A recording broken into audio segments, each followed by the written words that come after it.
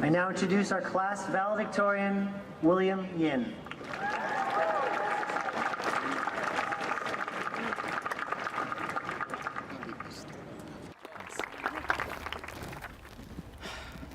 Good evening, everyone. You know, it's sort of funny to think that only a few years ago we had all walked through those big glass doors of the high school for the very first time as naive, newly minted middle school graduates, excited and yet fearful of the future. Those first few moments of uncertainty and disorientation of sitting in our first high school classroom, being handed our first high school course syllabus, making our first high school friends. These moments feel like a lifetime ago. Back then, we were small and we were fearful. None of us really knew what to expect from our high school years. None of us knew in which route we would eventually end up directing ourselves. But I know for sure that all of us could not have possibly imagined the extraordinary changes we underwent, the people we've become and the people we've become close to over the course of these past few years. For me, coming into high school, I thought I had a direction. During those first few days, my 4-foot-tall, naive freshman self knew that he wanted to write and publish the greatest novel the world had ever seen. In my mind, I imagined this novel rivaling the likes of Morrison and Hemingway, of Rowling and Patterson, of Fitzgerald and Steinbeck. All of my heart and my soul funneled into constructing the most elaborately orchestrated fiction the world had ever seen to produce tidal waves in American literature for ages to come. I never did end up writing that book.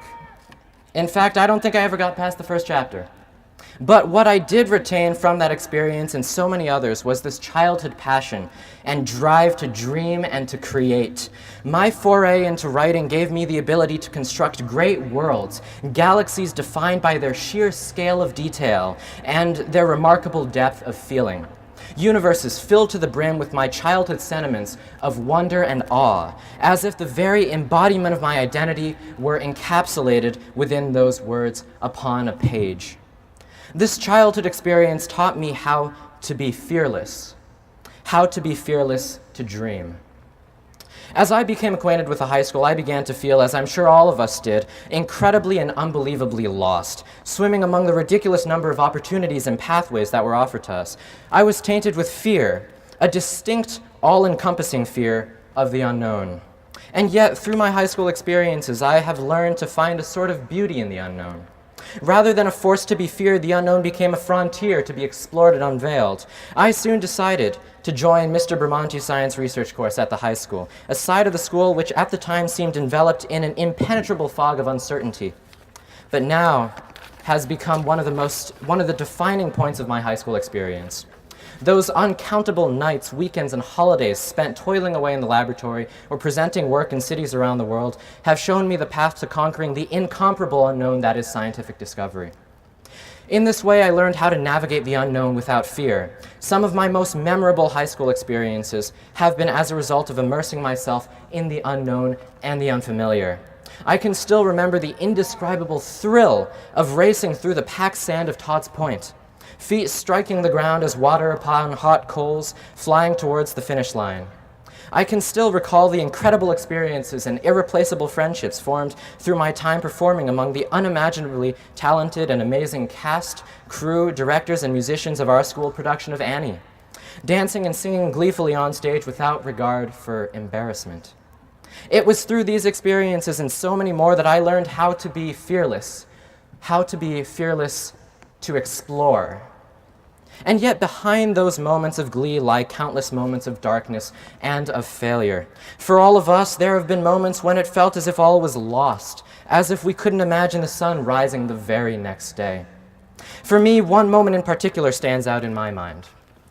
For 2 weeks of my junior year, my life became engulfed by a single seemingly trivial problem with my research, involving passing drugs through a pigskin membrane. Every day was another day in which I felt as if I were drifting further and further away from what I had initially set out to solve. And yet I continued to push. I continued to fight. I planned and worked and searched and sang and cried, encountering failure upon failure upon failure. But I didn't let these failures rend my soul, tear me to pieces, break me in half, no. Instead, I fought. And eventually, I won. I conquered the darkness. Now, thinking back on this time of my life, I can't help but laugh. To think that only a year ago, I had believed that the entirety of my life's destiny rested upon a single disobedient slice of pigskin. And it was through these innumerable failures that I learned eventually to be fearless to fight. But ultimately, each one of our lives and our destinies would not exist without the support and cooperation of those around us, those teachers who have opened our eyes to the astonishing beauty of learning, those staff and administrators without whom none of this would have even been possible, those parents, siblings, grandparents, and family members whom have sacrificed so much to make us who we are today. But especially each and every one of us, having stayed steadfast besides each other through thick and thin, through times of great strife and struggle, as well as through times of great passion and glee. I can still recall all of these moments we have shared together, both bad and good, whether the panic and confusion of the lockdown or the wild success of our donation drives, whether the shock and disbelief of a surprise election result or the indescribable joy of a wonderful music teacher's return, whether the botched senior pranks or the godlike victories over the blue wave on this very football field. Through the moments of discomfort and uncertainty, as well as through the moments of joy and elation, through those moments in which our bonds have been strengthened, as well as those moments in which our bonds have been stretched to their extremes, we have stood together, not letting our differences break the bonds which we have formed in our 4 years at the high school.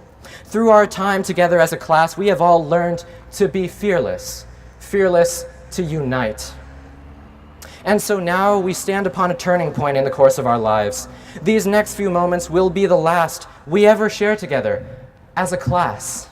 After the ceremony's adjournment, all of us will part and go our separate ways towards unimaginable directions. And yet at the same time, at the close of this ceremony, all of us will officially come together in becoming citizens of the world. As we step off the campus of Greenwich High School for the last time as students, we gain a new responsibility. A responsibility to be fearless. And now as I stand upon this stage, I urge you to take this responsibility in stride.